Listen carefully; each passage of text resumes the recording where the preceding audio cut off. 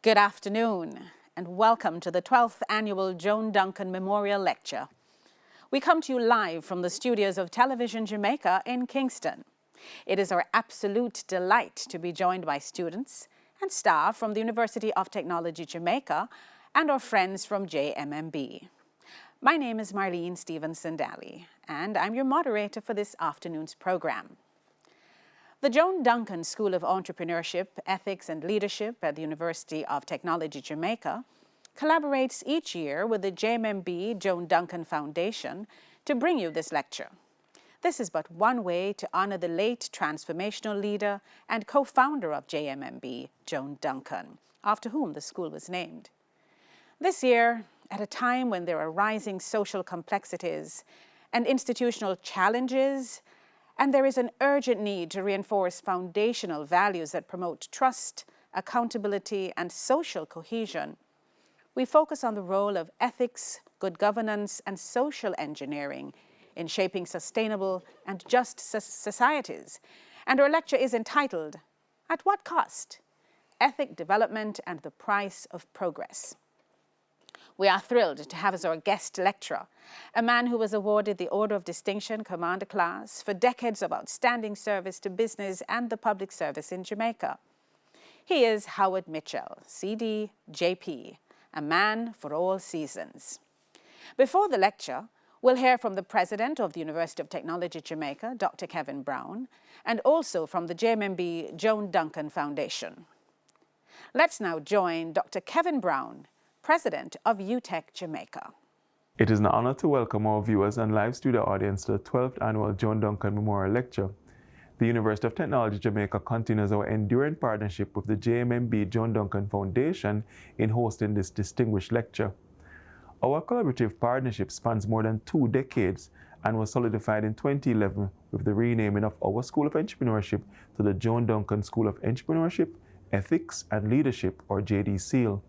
JD SEAL stands as a pioneering institution in the English-speaking Caribbean, offering the region's only specialized Bachelor of Science in Entrepreneurship. The JD SEAL is dedicated to shaping the next generation of forward-thinking leaders who are well prepared to navigate the complexities of business with a strong sense of integrity and social responsibility. As Jamaica's national STEM university, UTech Jamaica is committed to preparing the workforce of the future, not only with technical expertise, but with the ethical grounding and entrepreneurial mindset essential for nation building. Each year, this memorial lecture brings the mission of JD SEAL to life, exploring the core principles of entrepreneurship, ethics, and leadership, while addressing critical issues of national significance. This lecture stands as a living tribute to the extraordinary legacy of the late Joan Duncan, a trailblazer in corporate leadership and a passionate and pioneering visionary who grounded her work in the values of love, care, integrity, honesty, and openness. Her commitment to financial inclusion and human development continues to inspire. We're pleased to welcome this year's distinguished speaker, attorney at law, entrepreneur, and public servant, Mr. Howard Mitchell, who has championed those very values through his life's work. He will take the stage to speak on this year's compelling theme, At What Cost? At a time when nations, including ours, are striving to balance economic growth with social equity, this conversation challenges us to redefine how we perceive success, not only in terms of profit, but by the ethical impact of our actions on society. I invite our audience to actively engage in this national discourse, which embraces values-based leadership as the foundation for building a more equitable society through socially responsible governance and sustainable progress. Welcome and do enjoy the presentation. Thank you, Dr. Kevin Brown, President of the University of Technology Jamaica. Now, this lecture is staged in partnership with the JMMB Joan Duncan Foundation. The foundation is guided by the core values of love, openness, honesty, integrity, and care. Its vision is to transform lives and nations and to support the creation of oneness and the realization of greatness. Here's Patricia Duncan Sutherland, Chair of the Joan Duncan Foundation, to tell us more. Welcome to all of those in studio and to our TV audience to the 12th Annual Joan Duncan Memorial Lecture. And I just want to say happy birthday, Mommy. Today is Mommy's birthday, and she would be ecstatic that we are having this lecture today on ethics. When she started JMMB, she was clear that she only wanted to operate in a company that was high in integrity, and we put ethics at the top of the table. Of course, with love. You know, so love after we think. Anyway, it is really actually quite timely because we are in a space right now in Jamaica where we have introduced our Integrity Commission, and there is a lot of questioning around the operation of the Integrity Commission and how it will work. But we know we need it. We know that we need to hold not just our politicians accountable, but the people in the workplace, in the private sector, and our individuals as citizens. So we need to put this on the table and we need to have this conversation. And we are happy to have Howard Mitchell here with us to be a part of this conversation. And we hope that after you listen to the conversation, it will not just be about today, but it will be continuous, because we must solve this problem of corruption in Jamaica. We must solve this problem of doing business in Jamaica so that we do business with integrity. And when people come to invest in Jamaica, when Jamaicans invest in themselves, they can be assured of integrity in business and good ethics to work with it. Thank you for that information, Mrs. Patricia Duncan Sutherland, Chair of the Joan Duncan Foundation. You're watching the 12th Annual Joan Duncan Memorial Lecture, and today our topic is, at what cost? Ethic development and the price of progress. Just before we get into the lecture, let's take a look at the life and work of the pioneer and visionary herself, Joan Duncan. Stage of my life, very convoluted, very up, very down, my life has been a learning process. I have really come from really a very little or no understanding of life to and continually growing, learning every day about what I believe to be the true meaning of life.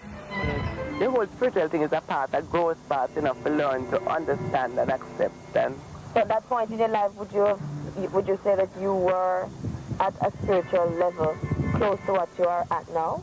No, but yesterday I was not a spiritual level close to what I'm at now. Everything is learning. It was a good experience, but I believe that every experience that comes to me is good. Regardless of what it is? Regardless of what it is. That's a hard comment to swallow. It's hard to accept for a lot of people. You will realize that. Well, I believe that everything that you are presented with in life, there is something that you are to learn from it. And once you learn something spiritual, you are better off. I had 5 beautiful children. I think that the whole process of growing up, the whole process of my life and in the intertwining of our life affected everybody in different ways, right? I had a daughter called Marina that committed suicide about 6 years ago, or 5 or 6 years ago. But after her suicide, I really had to deal with guilt. How did my drinking affect Marina? How did everything that I do? Your divorce, my separation. And I took full responsibility for this big woman's death. Yeah. I have learned so much from Marina, from her death, from learning to accept myself, from learning to overcome guilt, from learning to know that I am God's beautiful, precious child, and from learning to separate me from the things that I do wrong. We say it is so important to look after our body, our physical body, our material needs, our house, our this, and we lose the most important thing, ourselves. The real us. No, it's real though. It's one day I woke up and I said, but then I am cursing God, and look, God is blessing me. And I started looking into all the things good that had happened to me. And I started really recognizing the good things that had happened to me. And stop focusing on the bad. And stop focusing on the bad.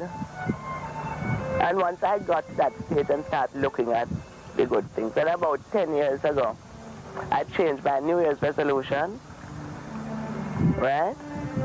I take my New Year's resolution very seriously. Which is what? That I am going to get closer to God.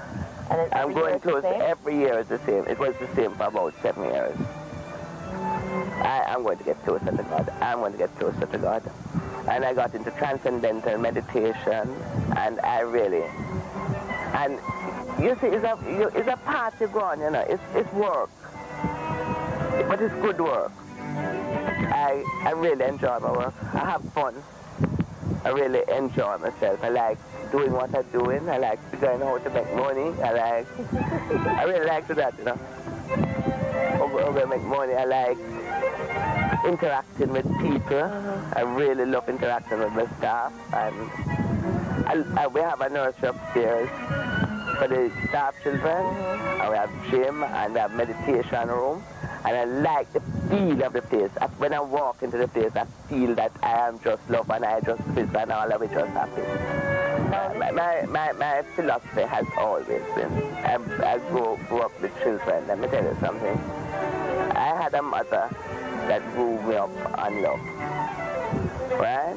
Tough love, though, you know, but love. Right? And my philosophy has always been that love is the solution to everything. Has always been. That has not changed from as a young girl. I want to contribute to the good of every person that I meet. You're watching the 12th Annual Joan Duncan Memorial Lecture. Special welcome to our studio audience, UTech Jamaica students, members of the JMMB family, and other associates.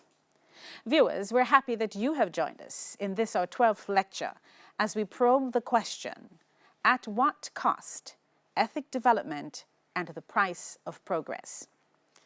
We will examine the structure of functional societies, look at what binds societies together, and dissect the 3 pillars of a successful society and more. Our guest lecturer will answer questions such as, where should ethics come from? And how should it be maintained? Should it be enshrined in law? And how does Jamaica fit into the picture?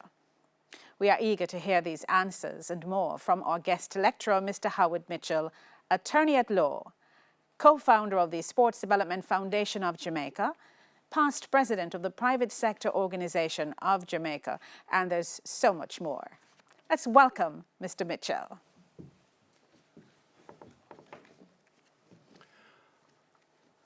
Madam Moderator, this is Marlene Stevenson-Daly, members of the studio audience, viewers watching at this time. Good afternoon. I am humbled to be here, and I'm deathly afraid of letting down the expectations of those who chose me and of not maintaining the high standard of this distinguished event. I'm not going to pretend to be an expert on ethics, nor a student even of the great philosophers. I will not quote Plato, Aristotle, nor John Stuart Mill. I hope that my content matter will be that of a contemporary observer of the 21st century realities of life and a practical commentary applicable to survival in an increasingly volatile and savage world. I propose to set context by describing the elements of a functional society, because it is human nature and human practice to live in social or communal groupings that is, in societies of some sort. And ethics are, in fact, the moral principles or the practical rules and shared beliefs that are adopted and adapted to guide the individuals and institutions in a society in making decisions, taking actions, and behaving in a manner considered right and good and functional by the majority of the members of that society. Ethics work to provide a framework of behavior for humans operating within a shared space or in relationship with each other. As I said, it is human nature to gather together in groups and communities. And invariably that complicates our lives because it adds layers of needs and wants that we each have, and it forces us to be mindful of the other so as to avoid endless friction and needless conflict. Grouping together also provides considerable benefits, which I'm sure I don't have to go in here and which we don't have time for. But suffice it to say that human beings are social animals. Societies of humans, to be efficiently functional, must rest on three pillars, according to Professor Rajan of the University of Chicago. And I will attempt to synthesize what Professor Rajan has said in numerous books and try and compress it in a fairly short lecture. The three pillars are the state, the market, or commerce, or in Jamaica, the private sector, and the community, sometimes described as civil society. If any of those three pillars are absent, then you don't have a society. You have a loose aggregation of humans whose associations will be temporary and chaotic. Further, the failure of any of those pillars or overwhelming strength of any of them compared to the others will result in dysfunctional activities and behaviors, and if it continues, state failure. Ladies and gentlemen, I invite you now or in your private moments to apply that template to societies that exist around the world today. Contemplate, if you will, our great neighbor to the north, where commerce in the form of the financial oligarchs now dominate the other two pillars of state and community. Where the community, that is civil society, is divided and fragmented by partisan politics, racial and cultural tensions, and where the state has become vulnerable to take over. And this is so important because that happened because the ethical framework by which that country prospered and achieved great things, the Calvinist, capitalist, Judeo-Christian ethic of work hard, equality before God, at least for a certain color, make money fairly and honestly, and get your reward in heaven, has been fractured and destroyed by self-indulgence and pride. Also in that country, both the state and civil society did not have the strong belief systems and the awareness which would have allowed them to see what was coming, even though what was coming was masked by the fraudulent carnival bait and switch misrepresentation of making it great again.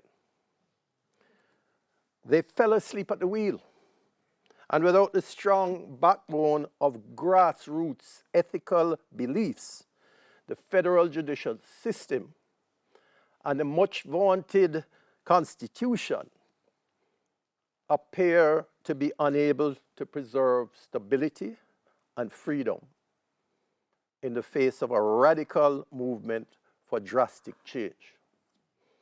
If you apply the same three-pillar template to our neighbor to the east of Jamaica, Haiti, where centuries of conflict destroyed any initial ethical framework, and where, to the extent that the three pillars of state, commerce, and community were ever established, interference by exploitative outside agencies ruined them, resulting in a failed state.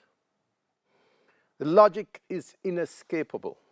Successful societies derive from cooperation within a framework of positive shared beliefs and values that must originate from the people in that society, from the community of humans, not imposed top-down by the state or by commercial interests.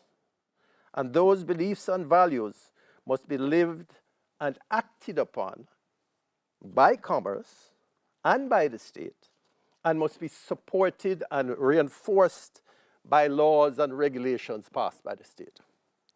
This is why strong local government and strong community development councils are so important. I go further to say that this thesis is historically supported by the Right Honorable Norman Washington Manley, who, in what I believe was his final major public address, confirmed that his generation had set in place the political framework of a functional state, but charged the next generation to, quote unquote, reconstruct the social and economic life of Jamaica. And it was the Most Honorable Edward Seaga who recognized the need to create equality of access and opportunity to our people and to explore the fullness of our culture so as to extract the essence of our beliefs and values, which support the positive ethical behaviors of our Jamaican people. That process of discovering and understanding those values continued through the Most Honorable P.J. Patterson, who highlighted the need for the state to play its role of distilling our values and beliefs into a framework that would protect and preserve our society on its path to progress and development. But sadly, I believe we have lost the plot, strayed from the path, and we are beginning to pay the price of progress without a moral compass. Because, ladies and gentlemen, a society without values and beliefs, without an ethical framework, will easily spin out of control, will lose the validity of consensus, of shared ambition, and mutuality of purpose. The two Jamaicas that Seaga described and was determined to change, and the reconstructed society that Mr. Manley charged us to build, will become a dangerous place of primitive and individualistic behavior, and our lives will be nasty, brutish, and short. Successful societies have ethical standards that derive from shared values and beliefs that spring from the core of their people, not values that are imposed. And as Mr. Seaga recognized, mutuality of beliefs and values can scarcely develop in circumstances of economic inequality. Prosperity and ambition obtain optimum utility when occurring within a consensus of mind and equality of access. And very simply put, that is the challenge before us today. We have achieved great things, overcome tremendous obstacles, and there is the potential for true development lying before us. But unless we in the community of Jamaican citizens, or the followers, our civil society, act strongly and with purpose to immediately motivate, and I would even say force, our leadership to participate in the restructuring of our social relationships and the equalization of access to progress. Unless we act to truly engage in identifying and using, in the words of our esteemed Governor General, that which is right amongst us to fix that which is wrong amongst us. True and lasting progress, as the Honorable Bob Marley sang, will remain but a fleeting illusion to be pursued but never attained. Because if you apply the three-pillar template to Jamaica, it will be obvious to see that we have a strong state. You may disagree with why it is strong, how it is strong, but it is strong. We have a relatively strong private sector that usually acts in concert with the state.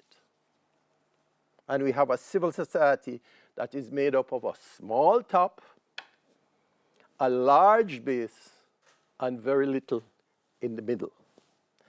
And it is the middle which traditionally leads the way in setting ethical standards.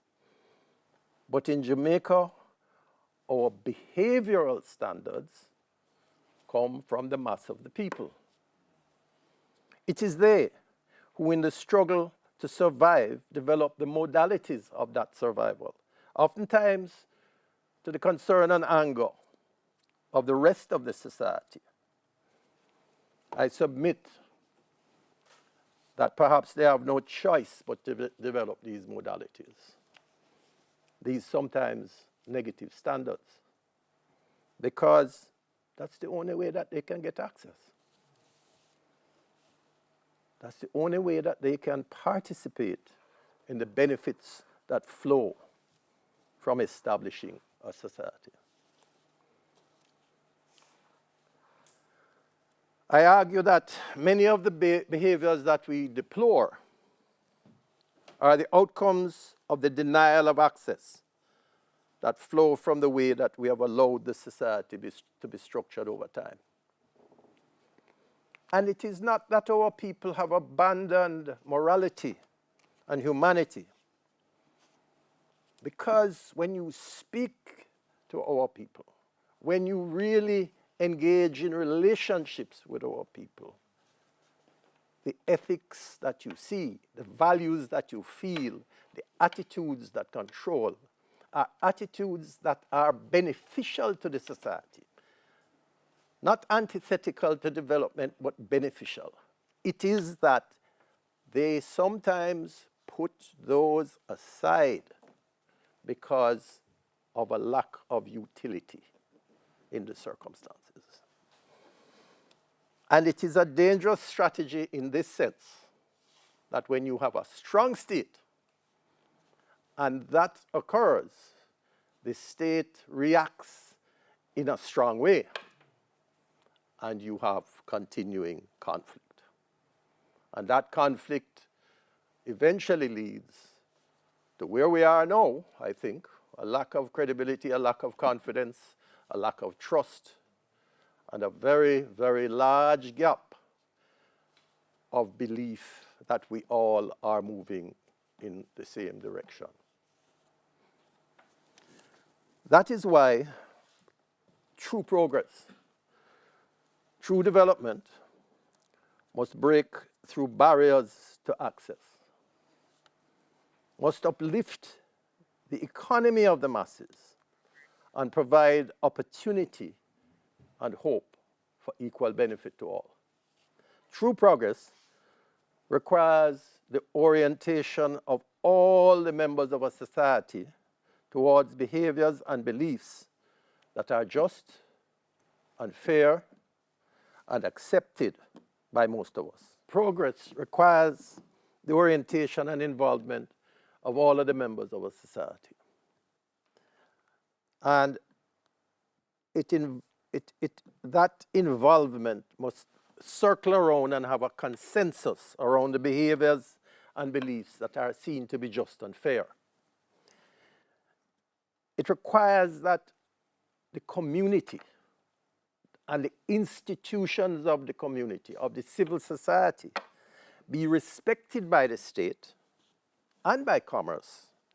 And it requires that individual members of the community must claim their space and raise their voices in support of those beliefs, not sit back and wait for the state to deliver a perfect and comfortable environment.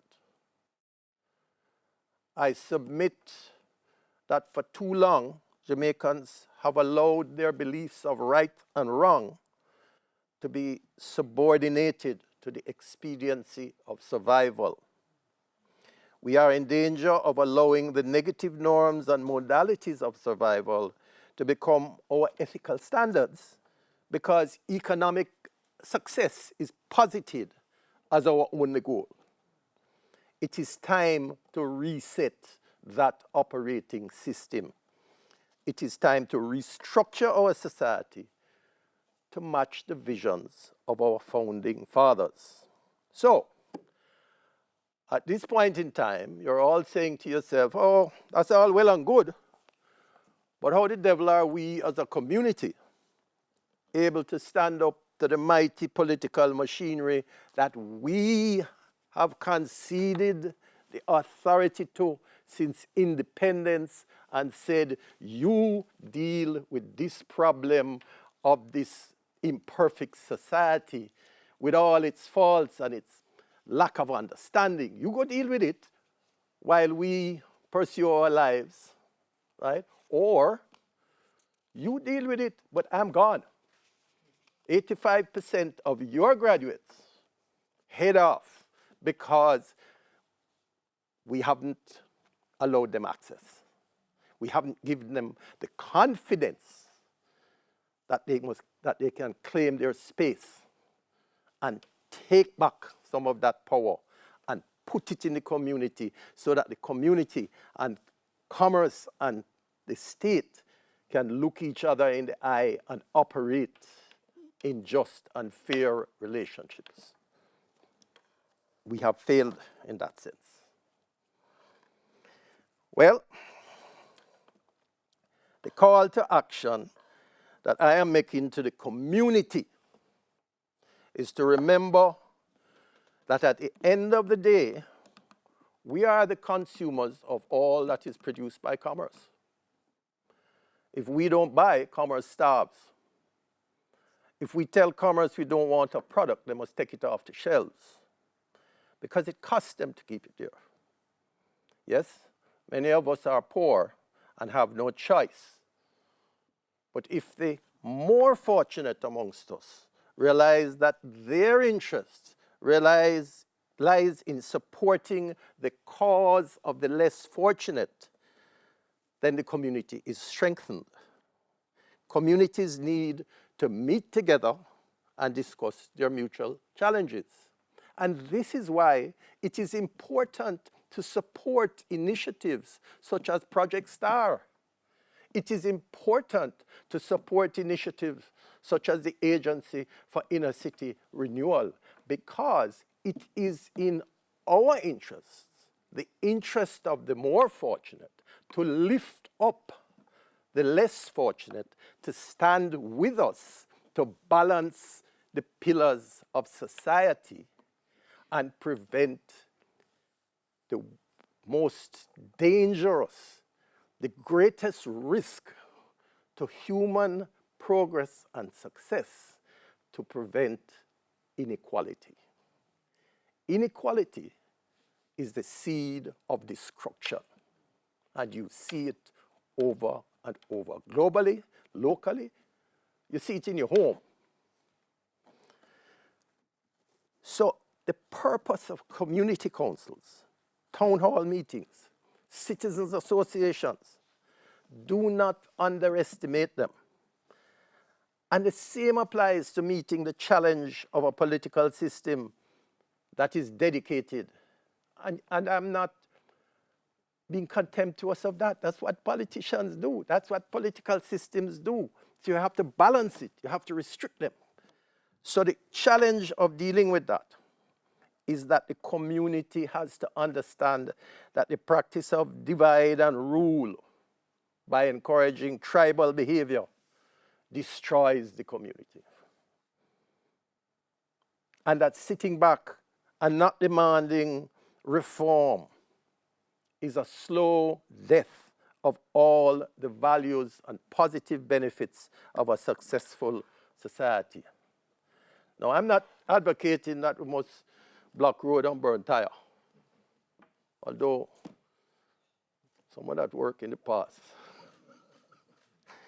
But I am urging that we demand our candidate for political power meet with the community, talk to the people, not from a platform of music and white rum and curry goat, but in a forum of solid reasoning and dialogue where the community can express itself peacefully and forcefully.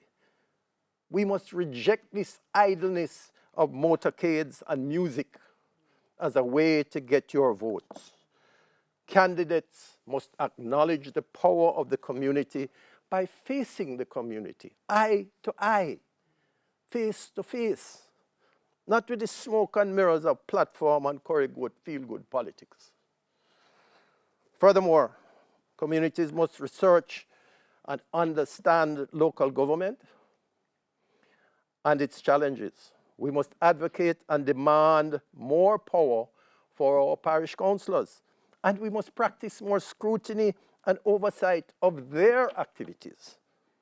We should request attendance at parish council meetings, and we must seek opportunities to speak regarding local issues.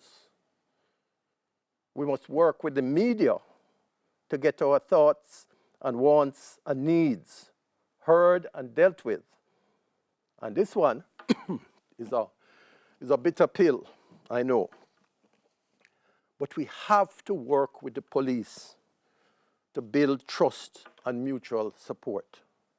The only way that we are going to stop the war between our young men and women and the security forces is to identify the potential violence producers and divert them before the police kill them. Even if it means providing information to the police before the situation becomes critical. Take them out, but not in the final way that some of us suspect is occurring. Communities must understand that the schools in their midst are protective devices against anarchy and state abuse. Our schools are lifesavers for young people, not catchment areas to hold them until they are old enough to scam or sell their bodies. This is why initiatives must be nurtured and supported, initiatives that build community awareness. And don't tell me about woke. It is the nature of humanity to be awake, not to sleep.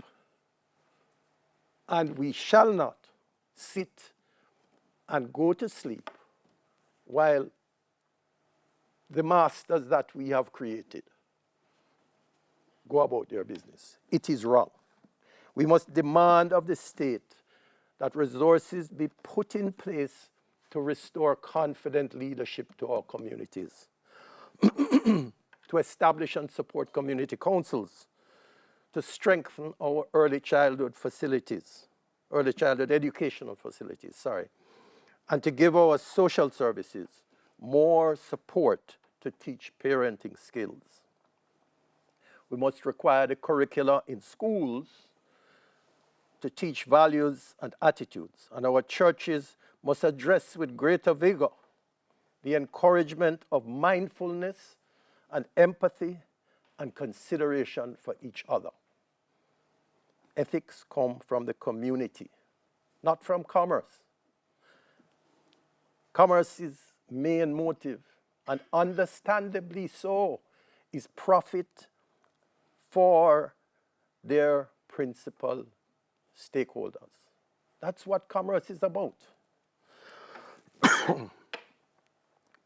Ethics cannot come from the political directorate.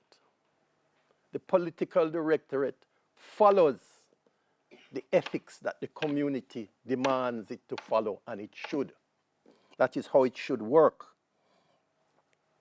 So my call to action is for each of us to find the strength to contribute to building our communities and to provide ethical frameworks that will contain and restrain economic progress for the benefit of all.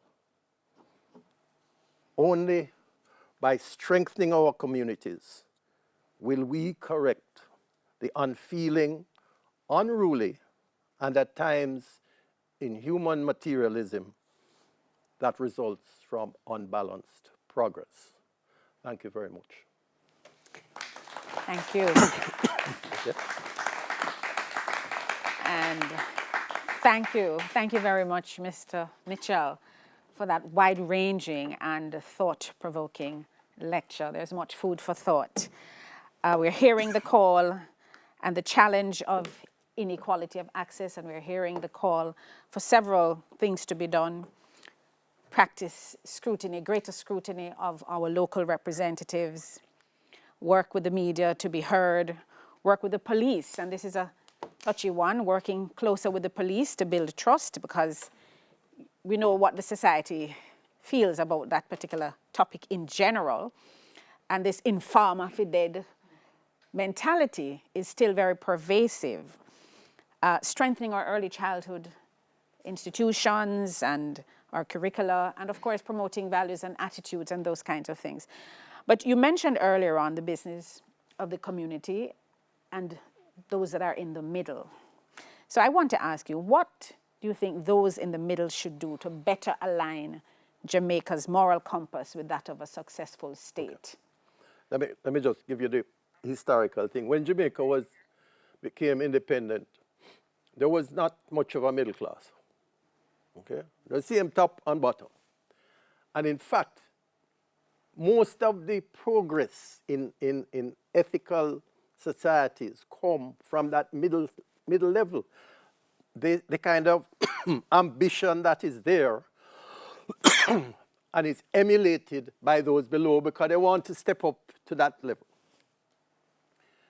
We have made it worse because those are the people who invariably migrate because they have become uncomfortable with the circumstances that they themselves have come from and how those circumstances have magnified and grown.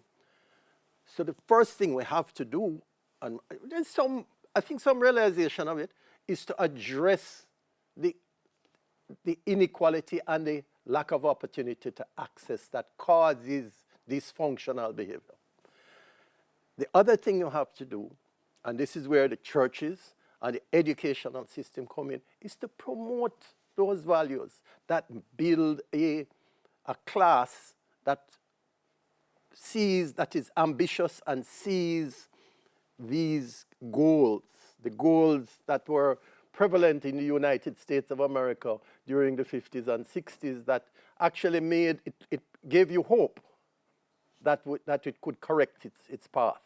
Those goals of mindfulness of others, the goals of being considerate of others, the goals of believing in a God, in believing in something other than the material absence of spirit and soul that we now appear to be embracing. We have to promote those values, or else it's not going to come from nowhere. People are born in a way a blank slate if they don't get those values.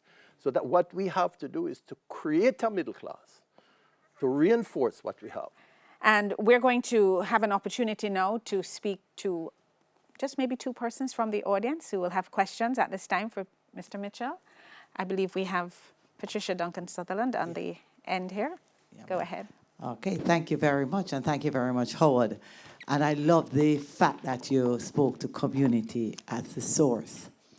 But it seems to me, in the three dimensions that you mentioned, that you spoke to the state as strong and the private sector as strong too. But you gave them a pass, because all communities have to use ethics at the center. And if the state, who has the majority of the power right now in terms of creating the system, and the private sector that has the majority of the power from the earning of money, are in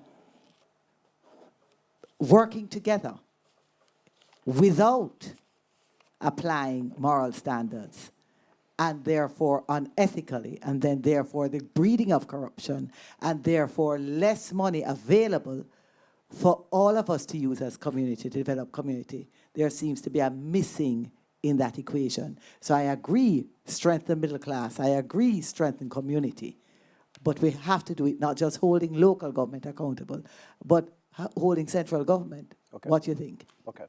First of all, the philosophy that I understand is that, and I'm a Christian, God is in the human being. God is not in the bank. God is not in parliament. God is in the human beings that enter into those institutions. Therefore, ethics, beliefs, values flow from people, flow from individuals. And it seems to me that the political directorate, which is structured with one goal, that is to obtain and keep power, and commerce, which by its nature, in order to survive, is structured to make a profit. My name is Michael McAnuff-Jones. Thank you, Howard, for a really great presentation. As I listened to you, I kind of heard 4 R words. And it's not the words that my friend... Oh, that's off the ear, Mike. Yes. That's off the ear. It's none of those words that my friend Henry Morgan will tell people when he's upset. But I heard reform, reset, reform, reset, reclaim, recover. I think I heard those words. And they almost kind of conjure up in my own mind a sense of a call for a renaissance in relationships, in heart and spirit. It's another R. And yes. So in a real sense, it seems as if kind of where we have gotten to as a society perhaps demands a revolution. Well, it can't be a velvet revolution anymore, so perhaps an Aki revolution. Who is going to lead this revolution?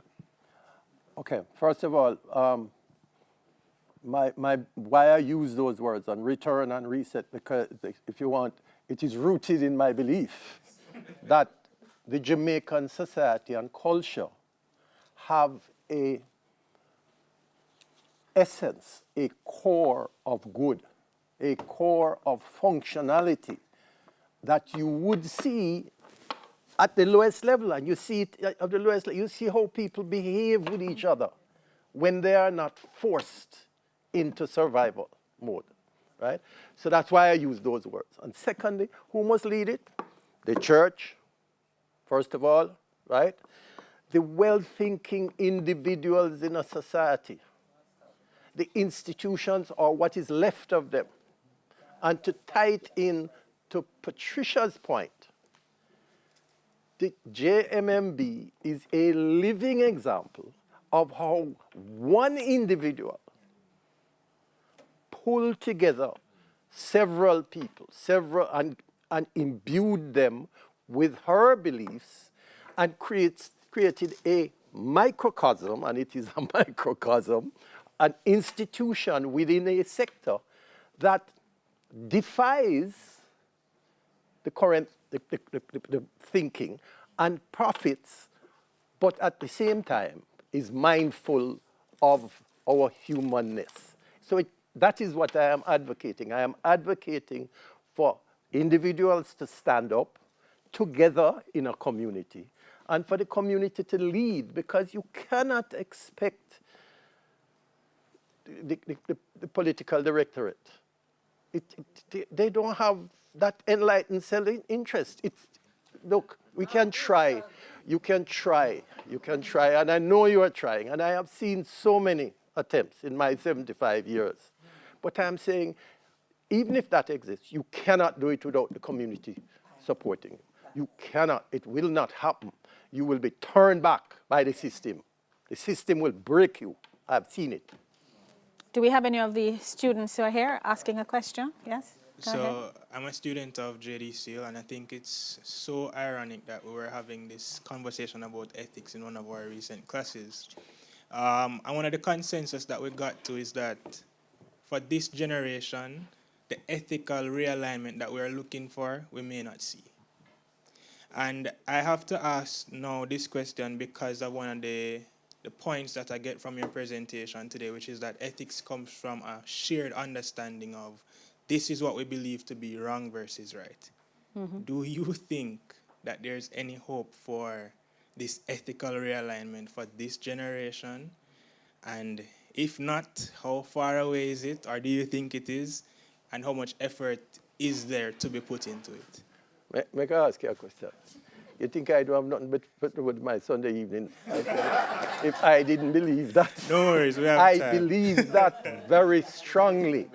I believe that the people are waiting for a sign that they can believe in.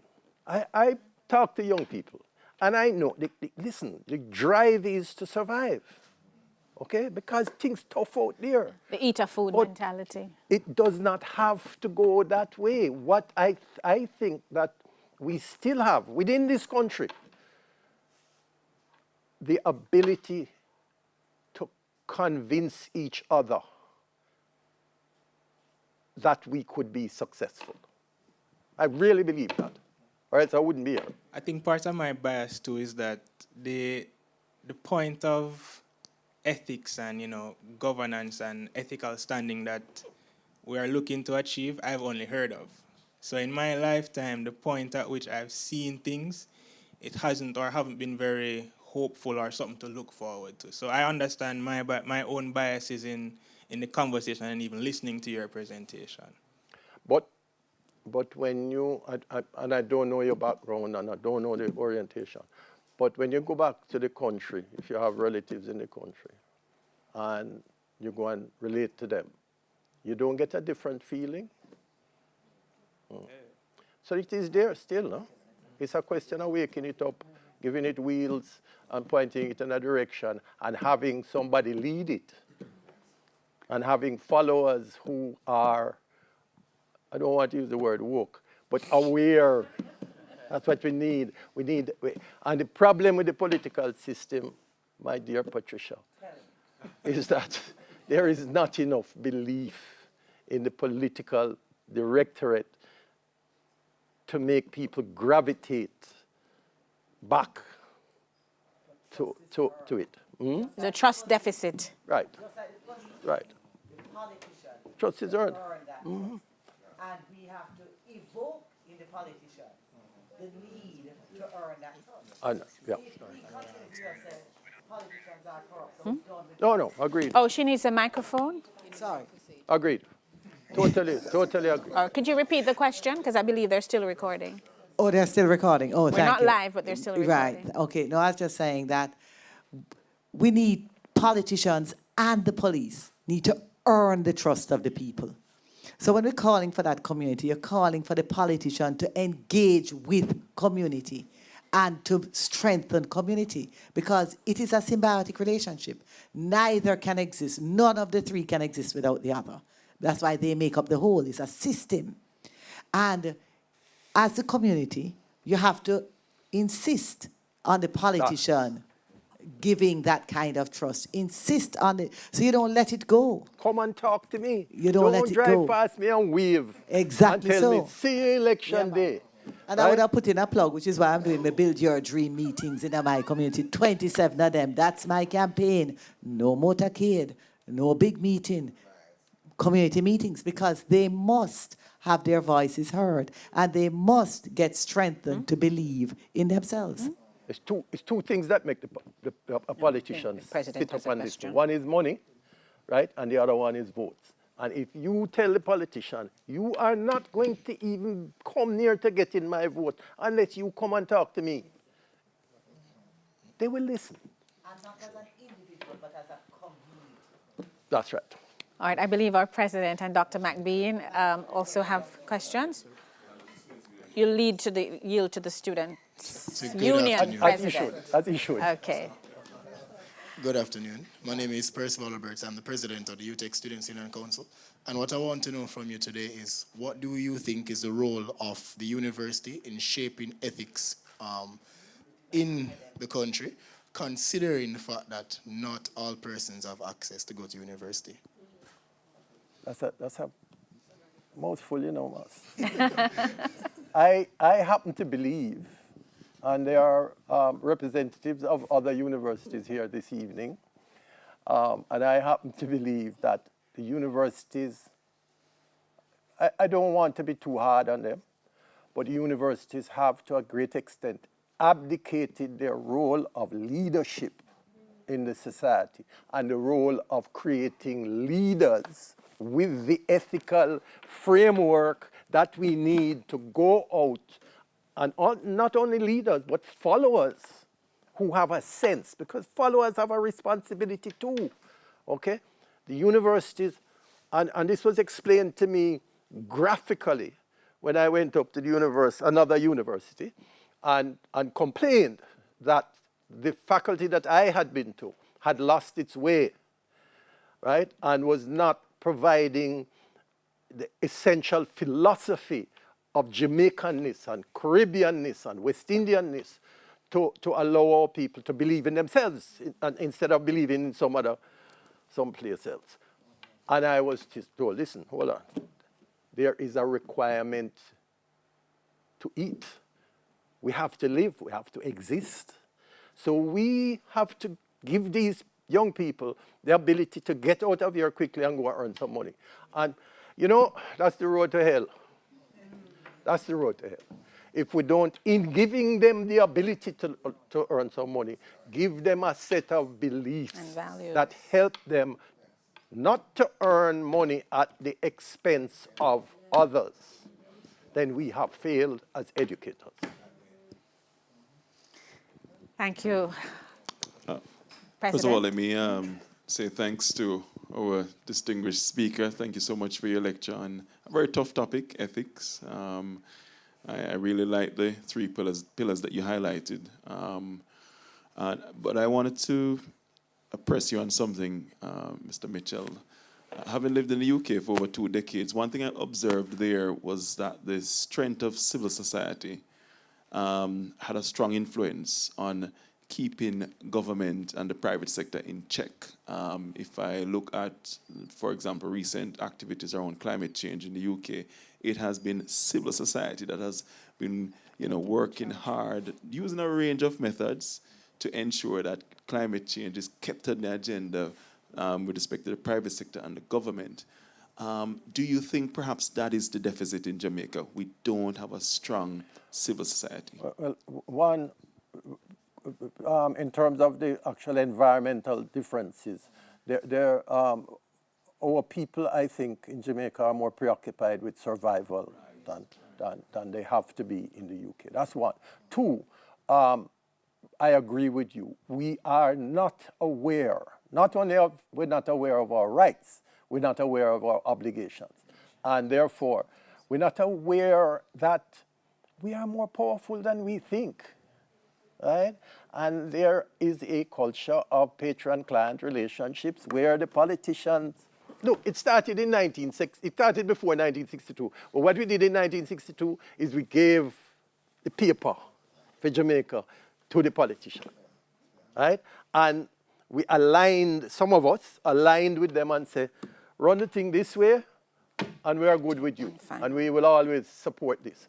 Don't make That happened. And then that happened. It happened in the 70s, right? And a lesson had to be taught. Okay? And I'm saying we need to reset that. We need to go back to what Norman Mandela said, right? And understand that it is in our best interest to reconstruct this society in a more meaningful, just, and equitable way, right? Thank you, Mr. Mitchell. I believe we're out of time, but we're going to take just one final question from Dr. McBean, because he's been sitting at the edge of his seat for quite some time. That's the final question as we wrap it up for this evening. Thank you, Marlene. Howard, thanks for a great lecture. Just a couple of quick comments. It struck me that we don't have enforcement. I don't mean in the law enforcement sense. That we have abandoned the things that keep a society in check. So when you go out, there are consequences. And we lobby against consequences. So we have confused service with servitude, law and order and discipline with oppression. And so that has facilitated a whole breakdown of what we should do. So when the young man says, forgotten his name, but that he has grown up without ethics. It's not that he has grown up without ethics. I posit he has grown up without seeing consequences for unethical behavior. And I would just posit that that's one of the things we have to return to. I completely agree with you. I'm not correcting your word. I am supplementing it. It's not enforcement, it's reinforcement, right? In the sense that we do have those values. We have them here, but we have not reinforced them. We have not put them out in front. A very quick riposte. You also spoke about leadership at university, and I don't know who told you that, but we battle with it. One of the issues we have at university is that we have to now fight. Instead of taking 3 or 4 years to do the technical bits, I learned my ethics not at university, primary school, high school. Attitude, deportment, soft skills. True. So one of the issues and the conversations we have to take, because the universities now get settled because we're the final product, but a lot of it comes from way before. You have to be doing remedial work. And then you don't do a good job of it, but you own the problem because you're the last point of exit. And it's but very fascinating. And I understand the challenges. Yeah. As we close another Joan Duncan Memorial Lecture, allow me to thank all who made it possible. Thanks to the Joan Duncan School of Entrepreneurship, Ethics and Leadership at the University of Technology, Jamaica, the JMMB Joan Duncan Foundation, and of course, our guest lecturer, Mr. Howard Mitchell, attorney at law. We're going to have to take this conversation off air, I'm sure. I'm Marlene Stevenson-Daly. Thank you so much for watching. See you next year, and do enjoy the rest of the afternoon. God bless you.